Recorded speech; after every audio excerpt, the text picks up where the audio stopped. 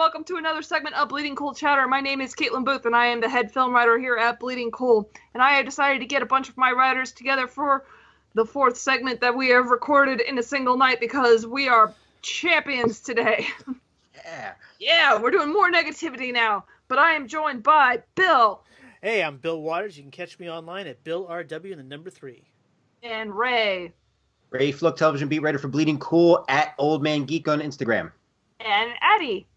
Adi Tantimedh, writing the Look at Moves column at Look at Moves. Hey, it's a minion! I've got one of those.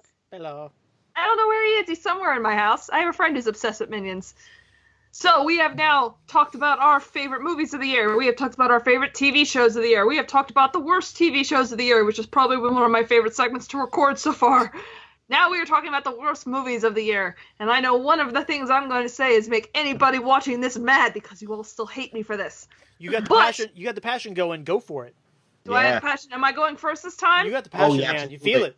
Preach it. We're backing off. Preach it. Bring it. Okay, so I have 2 honorable mentions. First one goes to The Mummy for ruining an entire cinematic universe in one movie. That is impressive.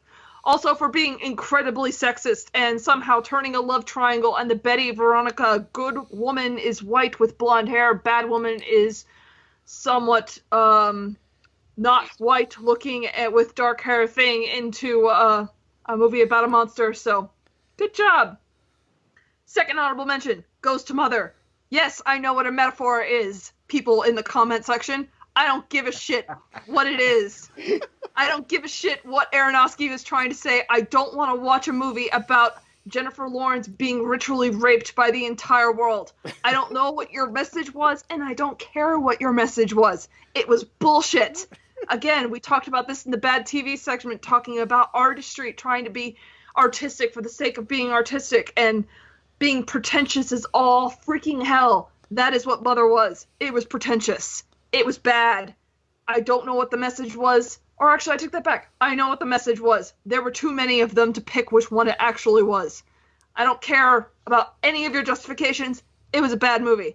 But the one that I still get hate mail for, the one that you guys still, to this day, almost a year later, bring up in the comment sections to prove that I am the worst, Split. I hate Split. Oh. I saw this movie in January.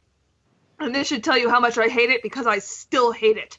I got a screener for it for your consideration, and the first thing I did was take a picture of me flipping it off. Now that I'm done with award season, I can go out into my dumpster and I can film myself breaking that DVD in half because I can do that. I hate that movie. Let's talk about all the ways it was terrible.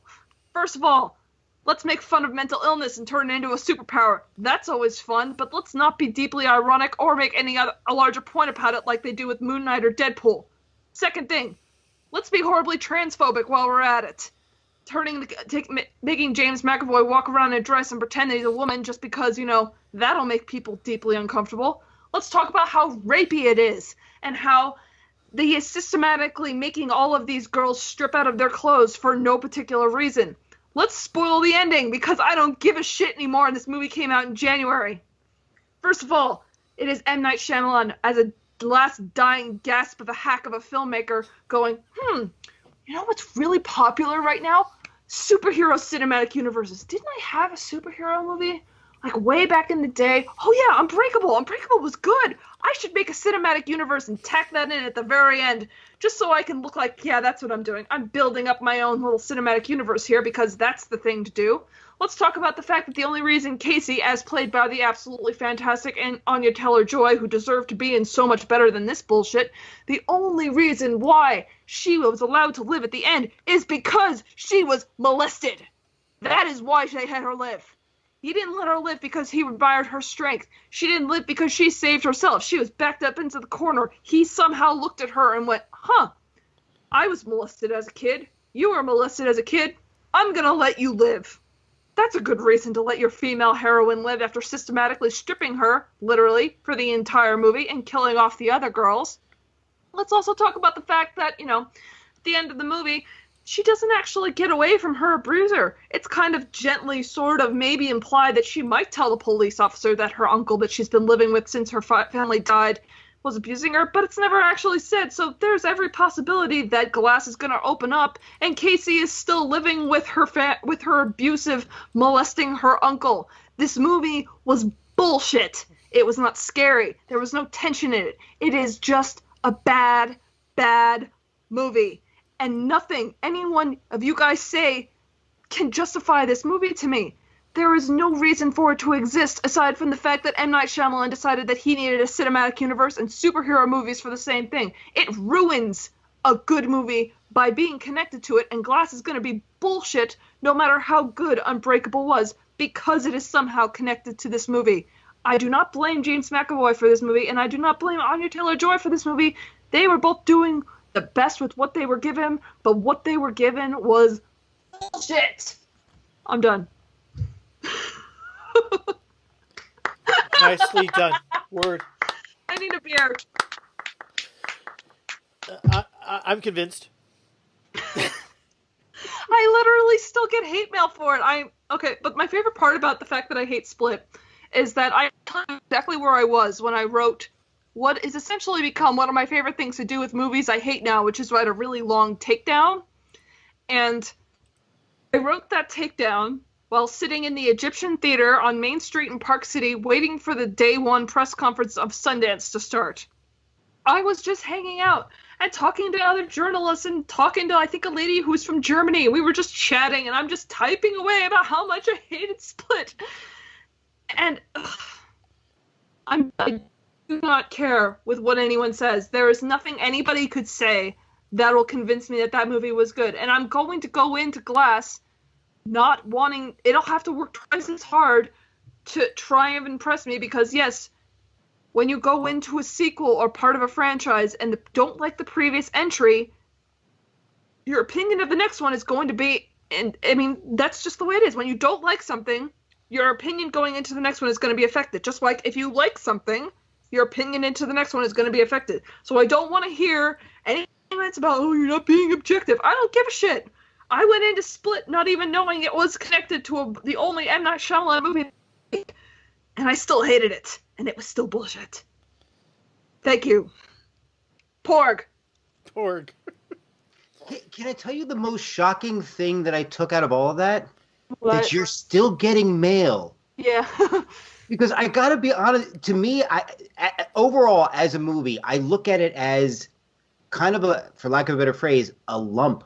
Like, so I can understand why people have a problem with it. I don't understand how people defend it, though. Like, it doesn't, to me, it's not a flag planting movie. Like, no.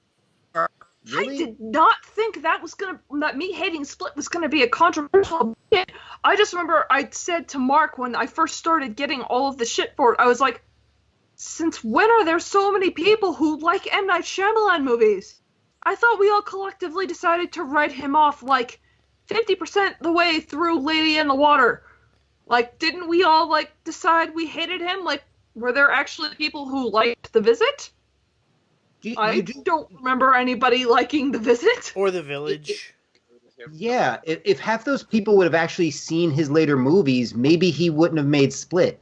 I guess that's my question. Like, you time to go after you, go see After Earth, maybe? Or not. Actually, no, not. I'm sorry. I apologize for that. No, don't. Christ, what did I say? Yeah. So, that... Like I said, it takes a lot for a movie to embed itself so deeply into my psyche that nearly a year later, like we're coming up on a year now, that I saw that movie and I still get mad about it. And it's not just because I still get hate mail for it. I would still be mad about it even if I wasn't. My reaction to Split is so legendary that somebody nominated it in the UFCA and they were like, we're going to write down James McAvoy as a joke just so we can watch your reaction. I was like... And then somebody did the same thing to Mother just to watch me and another friend's reaction because we were both so mad about it. Anyway, somebody else please talk so I can drink more of my beer and cuddle with a porg. So I can make myself stop being angry. Adi, what about you? What's your worst film for the year? I think my worst film for the year is probably The Snowman. because Snowman was hilarious. that's of a movie. Quality. Yeah, it's like they didn't even shoot the script, and then when they discovered that, they reshot, but they didn't even do a reshoot. But they didn't even shoot what needed to be shot. It's mind-boggling to me that it's hard enough to get any movie made to start with, and then they end up with this thing. This is the kind of disaster that puts a director in movie jail. I mean, Michael Fassbender and Rebecca Ferguson, they're gonna move on to bigger and better things. But I just look at it and I'm like, how the hell did they completely fuck this thing up? What was that main character's name again? Wasn't it like Harry Hole or something like that? It was horrible. Yeah. He said it's from a series of novels by Jo Nesbø, and I don't know, and it's Scandinavian, so maybe they think differently from us in that respect. But so that's not the best character to base a franchise on. That's only not a good name to base a franchise on. And there's no movie that I actually hated this. I just saw some bad movies, and I just look at it and I'm kind of boggled by it. Like, how did this thing happen? You were too busy hating on. It was. Too busy hating Iron Fist and television shows, because maybe it's because television shows are supposed to be more intimate. And a couple of honorable mentions actually. Say Kingsman: The Golden Circle. That's a bad movie, except that I don't hate it. I'm watching it. I'm like, okay, so the whole point of this movie is that it's an exercise in how to be as crass as possible at every opportunity. I kind of get it, because it's a kind of a British thing. It's also kind of fascistic in its way. In terms of this kind of fetishism of Secret Service and elites, and trying to be politically incorrect and deliberately trying to be anti-PC, and there's this weird thing where I started thinking, it's basically doing James Bond, except at least unlike James Bond, it's not pretending to be in the real world, which James Bond keeps trying to do, especially in the last few years. So in some ways, it's like this weird, fascistic, decadent fantasy where we have bad guys, we don't like them. Wouldn't it be great if we just go and kill them horribly?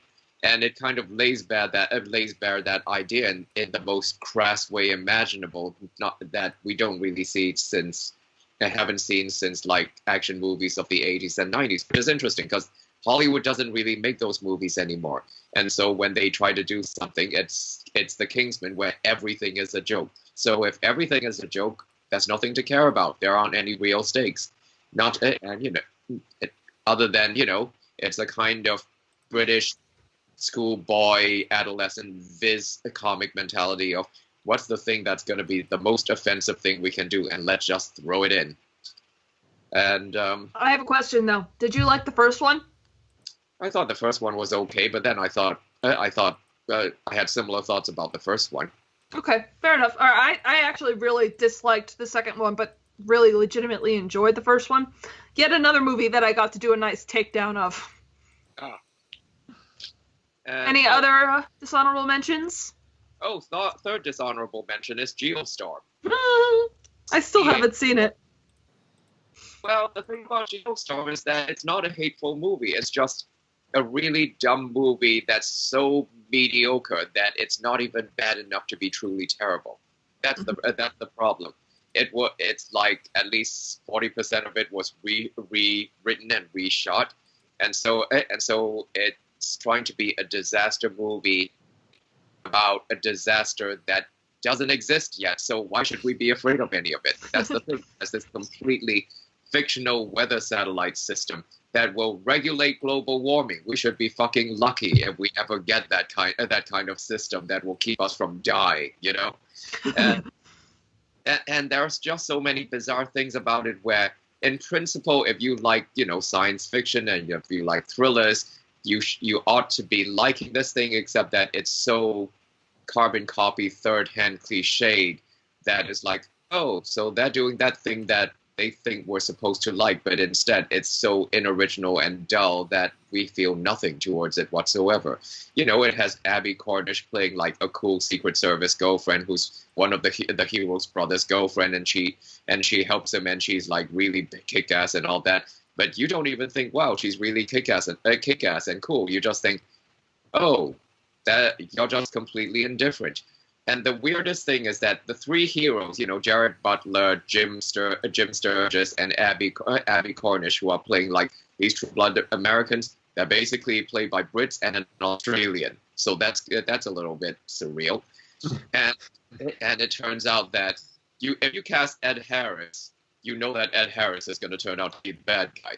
And why is he causing sabotage, taking over the satellite system? Because he wants to use it to assassinate the president so that he can take over and be president.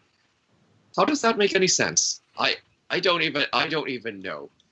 And so it's just this bizarre hodgepodge. And with that weird 4DX experience, which is supposed to be this generation's version of Sense-Around, where they have hydraulics built in the seats and they have haptic things in the back of the seat to like shake you all over the place, and in the places where the storms are coming up, they suddenly have these little sprinkler systems in the theater, except that they're about 100 feet in the air away from them. And so they're like spritzing little drizzles of water in your face when there's supposed to be a massive rainstorm going on in the movie. And they're having like things shake and buildings fall apart and cars swirling, and they're kind of shaking the seat half-heartedly. And then the haptic thing bits in the seat, they just start pounding on the bed. It's not supposed to be suspense frightening. It just feels like there's a 10-year-old kid sitting behind you kicking your... That's... All right. I don't think there are any theaters in my immediate area who do the 4D thing experience, and I've always wanted to try it just because it always sounds kind of fascinating. Apparently I should wait for a good movie, though. It sounds like what they did in the 50s with Vincent Price and The Tingler, where it was like electrical seats. Yeah, with the electrical seats. Unfortunately, nobody actually gave a crap about voltage or things like that, so people were actually getting hurt, starting fights, things like that. So, wow. Is there a 5D version where you get the money back? Because that would be awesome. That would be sweet. Hey, everybody, gotta go. He has a cute puppy to go cuddle with. Yeah, who's just hating me right now. Oh, you could name him Porg. That expression was so great. Bill? Yeah. You're forcing me to voice opinions that for 7 months I've kept fucking quiet about, my friend.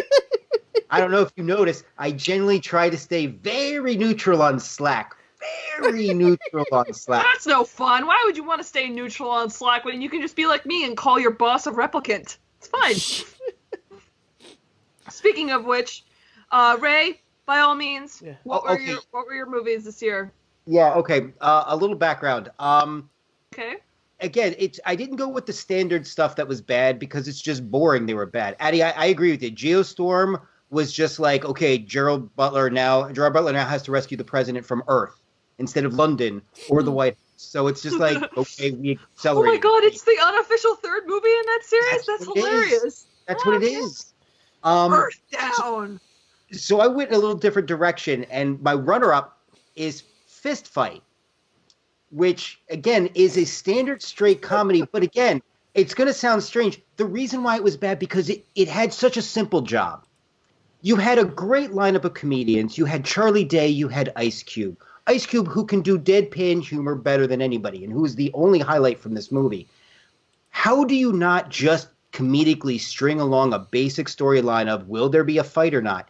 The movie was literally just, hey, I know this person from this show. Let me watch them do their 5 minutes, and then we roll along. It was disappointing in the most basic expectation I had from it, which is at the end of the day, Charlie, make me laugh like you do and It's Always Sunny, and Ice Cube, make me laugh every time you do a comedian. And you couldn't even do that. So that's not a profound movie, but again, when you have lowered expectations, you can't meet them. This next one, wow. Okay, I'm curious on this one. Okay. Pitch Perfect 3.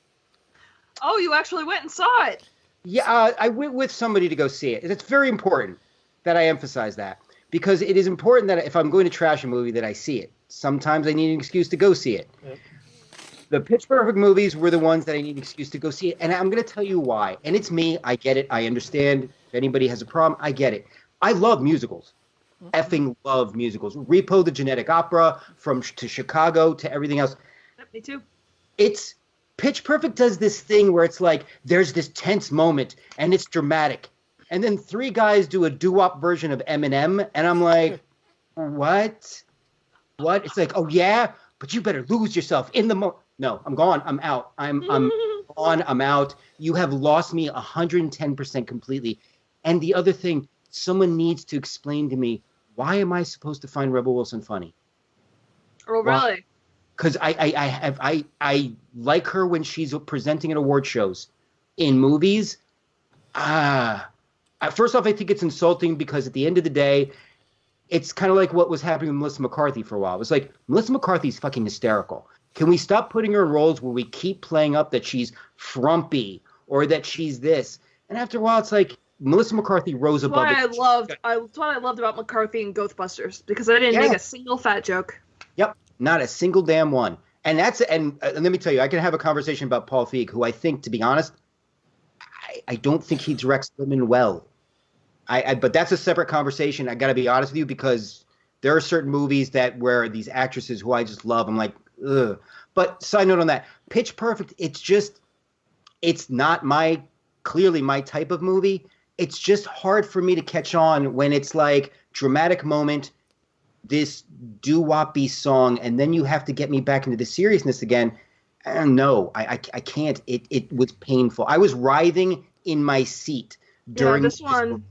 The tonal dissonance was even worse in this one because they went with some really weird, like, spy almost-ish plot by the end that I was just like... Yeah.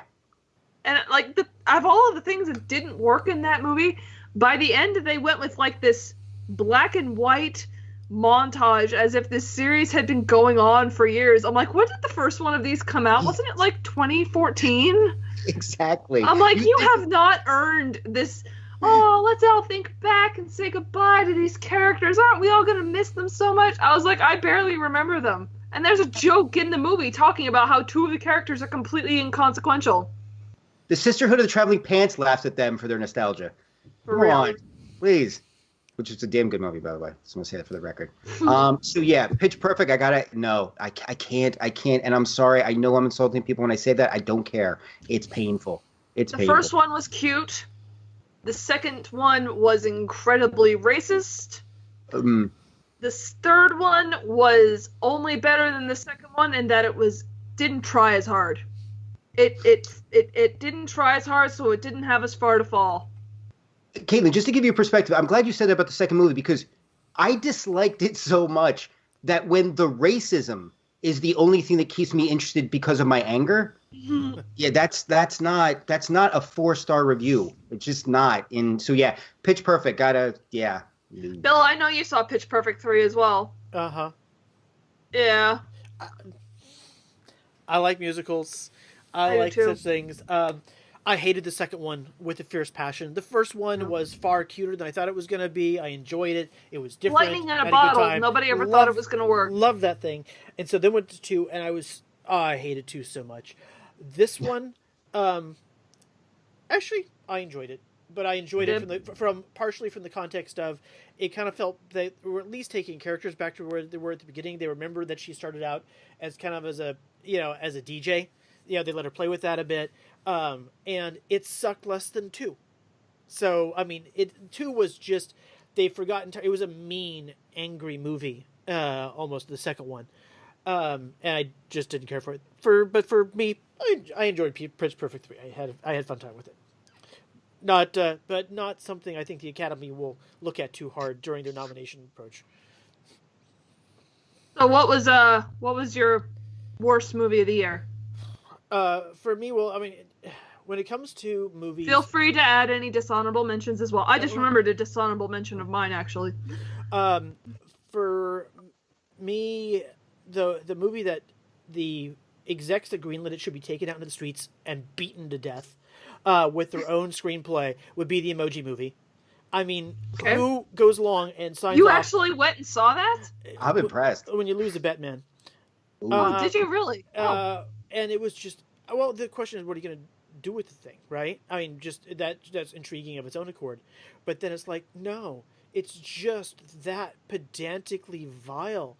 And it's, on the one hand, it's a wonderful thing that they make movies like this, because that should give anybody that wants to make a film hope that they too can get something greenlit if they simply find the right people to talk their ear off till someone says, fine, you want to make a movie with poop emojis, you knock yourself out. And it was just, that's the one for me that's just the most just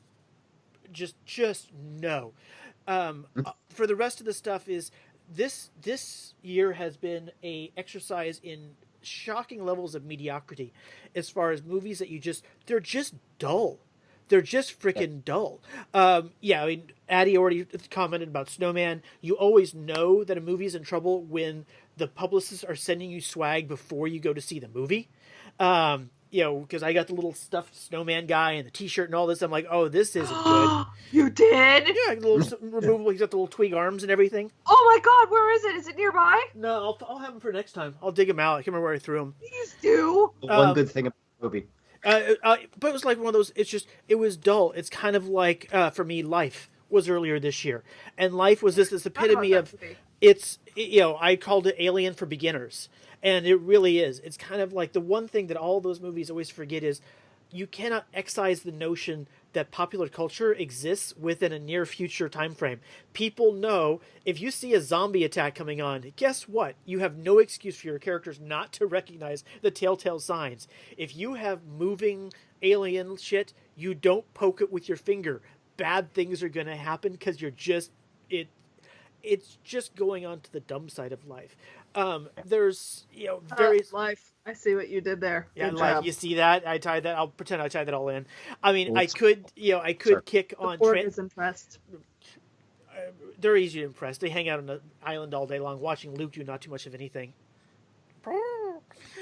I could pick on Transformers, but that's kind of like kicking a dead, rotting carcass of a horse.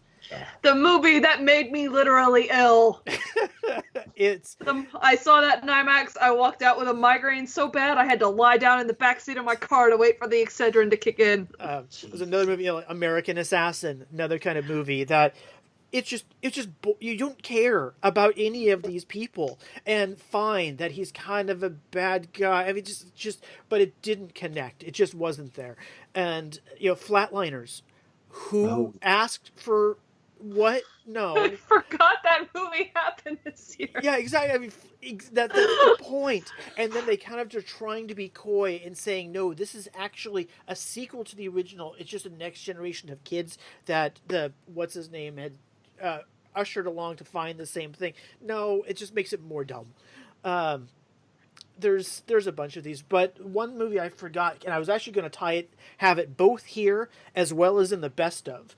Because for me, it applies in both categories at once, and that's Valerian, City of a Thousand Planets. Because my review of it still stands in that any science fiction fan must see that movie. It is simply required viewing because it's pretty. The universe is wonderful. I mean, you get French graphic novel comic writers doing movies is always going to be pretty to all end, but then you have this worst casting choices in the universe for your leads.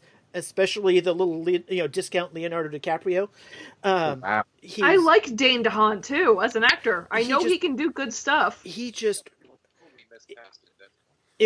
didn't feel right. The two of them, you got this amazingly almost silent intro. You got the first thing that establishes, and you're going into what the hell is the City of a Thousand Planets? That makes no sense. In the first 10 minutes, that whole montage of the creation of it. No, it's the first. I tell people, I'm like, I did it, so I haven't posted it yet, but for my podcast last night, we did the top things of the year, and that included everything. And one of my things on my list was the first 5 minutes of Valerian and City of a Thousand Planets. It's on YouTube. Get on YouTube and watch the first 5 minutes of Valerian and City of a Thousand Planets. You don't need to watch the rest of the movie, just the first 5 minutes. And that first 5 minutes is some of the best stuff that was put on screen this year. Yeah. It is some of the best stuff that Luc Besson has ever done. I don't know if sci-fi can top that first 5 minutes or 4.5 minutes. It's just beautiful and hopeful, and it's what I want to accomplish sometime. It's what I want humanity to accomplish someday, and it's the fact that it's bookended by such a mediocre rest of the movie is frustrating. Well, like I like the alien world with the pearls and stuff. I like that better than Avatar. The World by Lisa Frank, because I love that part. But then we shift into the whole main storyline that really I think it may be damaged just because of the casting to a certain extent. But the story, it was fine. I mean, again, the world I loved, the graphics, the cinematography, everything fabulous. So in that end, one of the best sci-fi movies of the year, but it has one of the worst stories of the year, and so it's this weird melding of the two of them. Yeah, the character motivations don't make a lot of sense, including the villains. I remember just thinking, did Clive Owen lose a bet? Yeah. Does he need the money this badly? I mean, it just boggles my mind. I mean, the characters don't really make a lot of sense, and the way that Valerian and Lorelai just blurred from one set piece and one scenario to the next. There's no connective tissue. And as somebody who grew up reading the graphic novels are fantastic. But then the difference is the graphic novels are coherently written. They have real sci-fi concepts that hold together and stories that hang off them in a really coherent way. This movie was just not coherent. And for me, I was like, if Tom Cruise can't open The Mummy, what hope does Dean DeHaan have in opening a movie? I like Dean DeHaan as an actor, but audiences do not give a shit about Dean DeHaan. And how the hell are you going to spend $200 million and cast somebody named Dean DeHaan, whom no one really knows? I mean, as a result, Europa is now in deep, deep trouble financially. They are in such deep shit that they are just scrambling to keep from going bankrupt right now. They're now having investments pull out and all that stuff. And you again, it's one of those things where it's like it should have been absolutely obvious what you needed to do if you were going to spend this much money on a movie. But that's really bizarre to me. Although it must be said that they did break even. Oh, They did break even. They ended up with 225 worldwide, but again, they were saved by international with 185. They only did 41 here. Jeez. So I mean, they broke even, but to Adi's barely. Yeah, because I was reading that the company itself is facing an 85 million loss. Well, they probably still are. I mean, just breaking even does not necessarily take into account what they had to pay for the rights to get that. And if you're looking at, so what is this? I'm looking at production budget. You're talking about, it's about 80 million black, but you put in a bunch of marketing money into that and everything else. But the thing is, even if they came out as a flat zero, say if they even said 10 million up, that means that they spent a whole bunch of resources not making other films to bring in any additional cash revenue. So they're probably, to Adi's point, as a corporate whole, they're probably at a due negative, because a film of that size for a relatively smaller company is going to take everybody's effort to put that thing in. Yeah. I want to ask the three of you a quick question, because you guys raised an excellent point. There's the back and forth that goes on about casting, and you hear constantly, you have a $200 million picture. Do you take a $200 million picture and do you put it in the hands of new faces in the process of trying to produce it with faces, or do you go with standards that can open at $200 million? So for this movie, because you guys all seem to be on the same page, who would you have cast? Is there somebody you feel could have walked that line between opening but not just doing it for the face? Because, for example, whenever you hear Zack Snyder, whatever people want to say about Watchmen, I completely agree when everybody got on him about why don't you cast Tom Cruise as Ozymandias?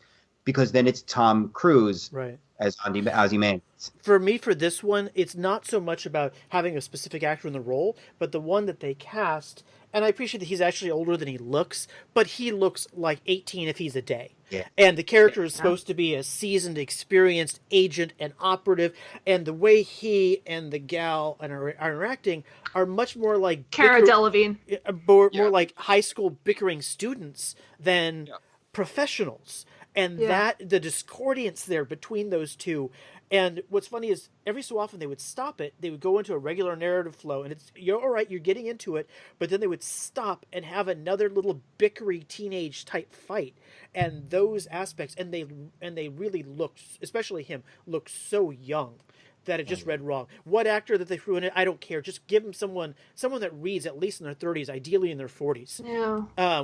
Would have worked far better for me in that role. And plus the little romance scenes. Again, not having read the original comics, I can't speak to it. But if that's part of it, they could have at least crafted it and written it in a way that it comes off less like sexual harassment in the workplace than. There's a ways to do the office romance type things in those sorts of films. They didn't do it here. Yeah, I mean, the romance bits were just incredibly badly written. It was just cliches. It's kind of like the kind of typically French sexist idea of what a Hollywood-style romance is. Because if you read the actual graphic novels, Valerian and Lauren graphic novels, the romance is actually much more subtle and low-key. The way they do it isn't like a bunch of teenagers. It's actually about stuff that's actually a lot more adult, like how they're separated. For example, like in one graphic novel, Valerian is like in a different timeline because they're time travelers as well, and he's stuck in the 20th century, and he wakes up hungover one day because he's stranded and he's stuck with a woman, and then he calls up Laureline, and she's like a few thousand years in the future, and she sees the woman getting out of bed behind him, and she doesn't scream at him. He's like, "Oh shit, yeah, I'm really sorry." And so the way that it's done in the comic book is just in this completely adult way, whereas in the movie it's just these two teenagers bickering, and that's not interesting. It's completely cliche. So it's basically the tin ear of the script, which unfortunately it seems that Luc Besson wrote himself rather than gotten like the original writer of the graphic novels to help him write it, since he's supposed to be such a fan. You know, it's interesting. We seem to be having a recurring theme of artists going a little off the artistic range a little bit. Oh, I can connect this into my two other dishonorable mentions that I remembered. Go for it. First one, The Book of Henry. The movie that might have solely gotten Colin Trevorrow kicked off of episode 9 for being so bad. Yeah. So utterly wrong-headed. And the fact is, if you look at what Book of Henry was trying to do, I get it. It wasn't like a precocious kid movie. It was a deconstruction of the precocious kid movie. But it was executed so badly. So badly. The other one, Downsizing. Downsizing is bullshit. That is what I've been telling everybody. Whenever that trailer comes up, I'm like, Downsizing is bullshit. It's coming up on, it's starting to show up on like potential award stuff, and I'm like, no. Yeah. Downsizing is bullshit. That movie is garbage. Yeah. It's trying to make a point, maybe, about something. Couldn't tell you what, because it's like two scripts got smashed together. And I'll tell you exactly how this went down. I saw Downsizing a day that I had 3 screenings in a single day. I saw Hostiles at 1 o'clock in the afternoon, Downsizing at 4 o'clock in the afternoon, and then Coco at 7 o'clock in the evening. And the first 2 screenings were in downtown Salt Lake City, and then Coco was about, on a good day, about 20, 25 minutes away, down one of the major highways, which is I-15. The problem is, Hostiles was Downsizing was about 2 hours and 10 minutes, 2 hours and 15 minutes, so it didn't get out till 6:15. So I had less than 45 minutes to get from downtown Salt Lake City to Sandy. And traffic, we do have some traffic here in Salt Lake City. So one of the things I did was I got on the Utah Film Critics Association page, and I was like, hey, does anybody want a carpool? Because then we can jump in the carpool lane, and maybe that'll save us enough time, and we'll be able to make it down to Coco. And I managed to get 2 other critics in the car with me, and the entire 35 minutes that it took us to get from one screening to another, we bitched about how much we hated that movie. And as I'm driving, the critic sitting next to me starts doing some Googling. And it's like, the more I found out about Downsizing, the more I hated it. I found out that it was a passion project. And here's the thing about passion projects, when they don't work, you're at least going, okay, there's passion behind it. It's a passion project. You can go, okay, like, I can see why Valerian fell apart. I can see that, it was Luc Besson was passionate about it. It didn't work, but I see that there was effort and artistic, love put into it, regardless of the fact that it didn't work in the end. There is not a lick of artistic love in this movie at all. It's like the first half of the movie spends making some jokes about the fact that things are small and capitalism and stuff. And then it moves on to some other weird plot line that doesn't make much sense.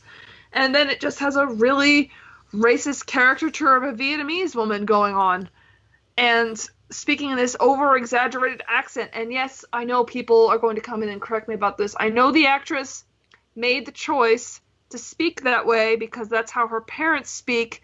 It still comes off as incredibly insensitive when you listen to the way that she speaks. It doesn't work, and it's uncomfortable, and she's a horrible Asian stereotype on top of it, and there's nothing likable about Matt Damon, and yeah, don't see downsizing. It's shown up on a couple of best of lists, which baffles me, but there's one every year where other people love it, and I'm just sitting there going, I want to put my head through a fucking wall.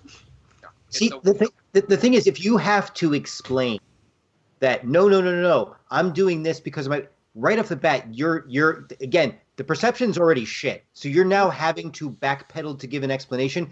You're already in trouble. We were sitting there and we're like, we're sitting there in the car and I was like, so was I the only one who found her coming off as kind of racist? And then I'm like, was that her actual accent or was that? And then like we're all sitting there like. The two of the critics are like going through their phones frantically trying to find like an interview with her to see how she actually speaks. And she does have an accent, but not this whole like, oh, you'll say you'll do this thing. No. It's just like I feel like a horrible person even doing a brief imitation of it because it's just so bad. Yeah, because there was no context in the movie for it.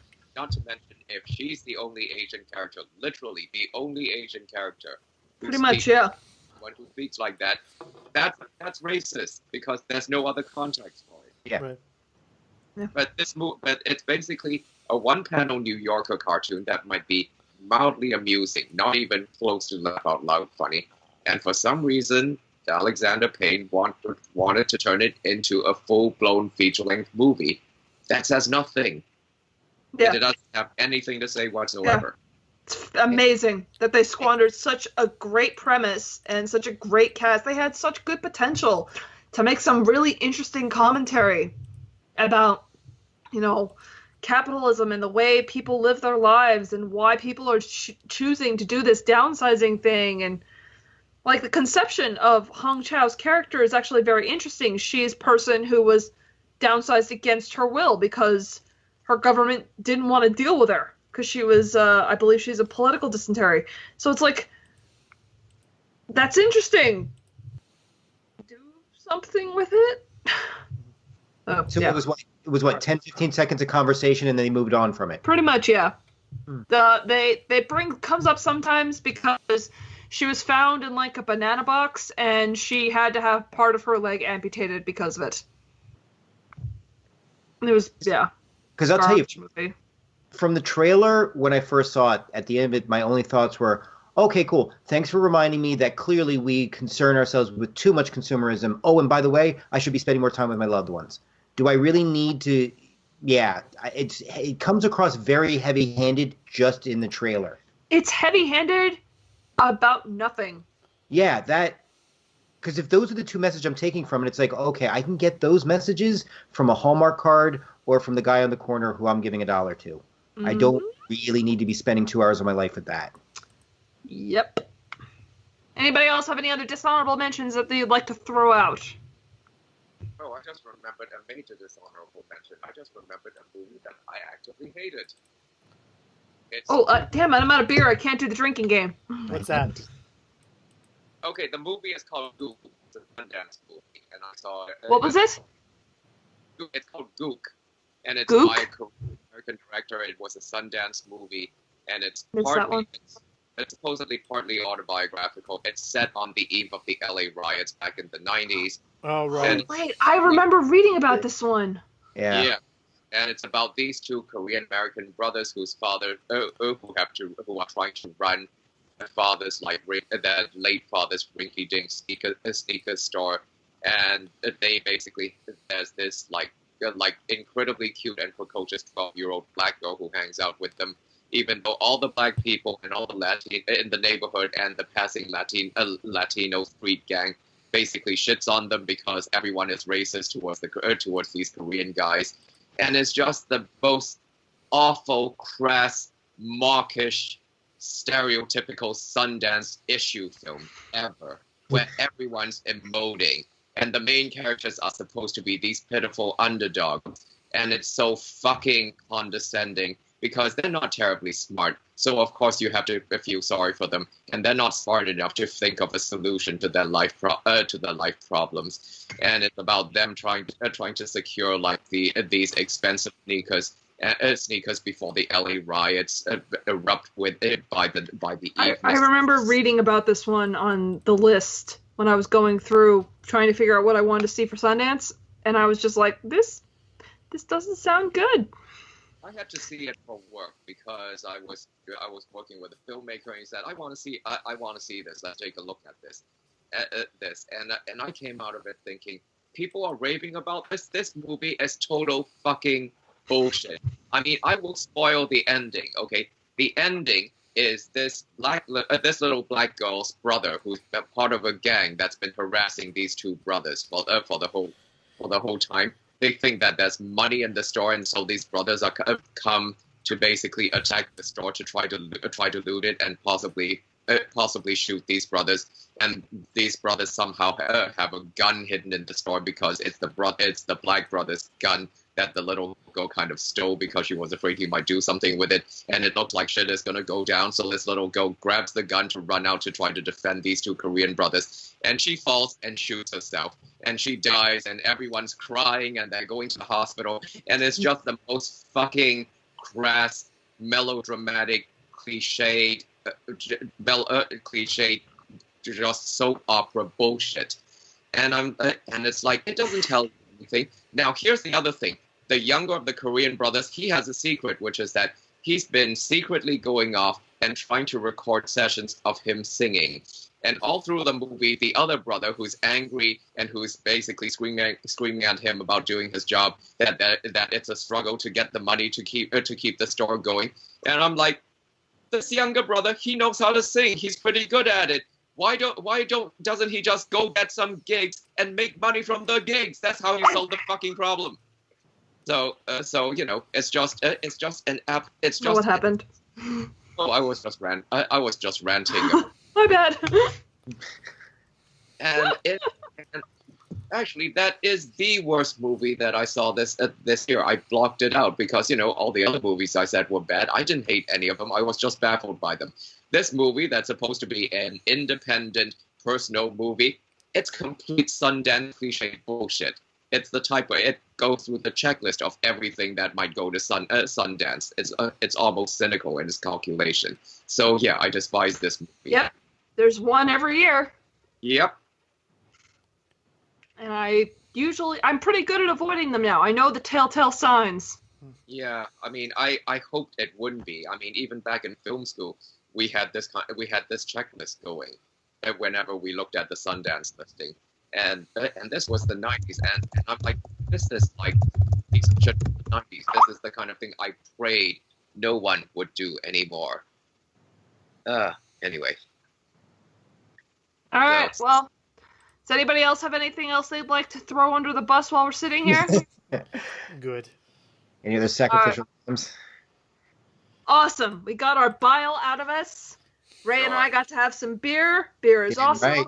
I feel fantastic at 3:30 in the morning. Oh, God. Yeah. Okay. It's late.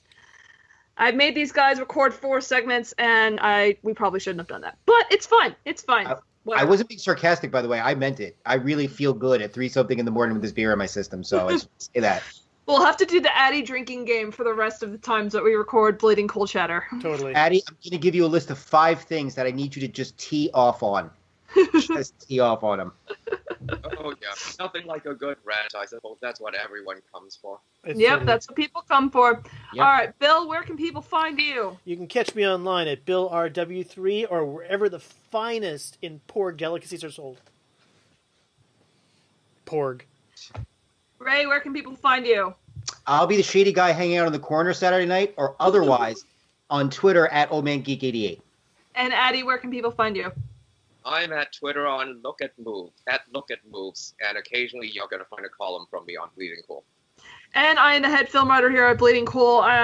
We have a bunch of year-end stuff coming up, and hopefully movies will start coming out again. Yay! Everyone enjoy. I hope you all had a lovely holiday and moving in, having a great new year, and we'll see you all in 2018. Thank you very much for watching.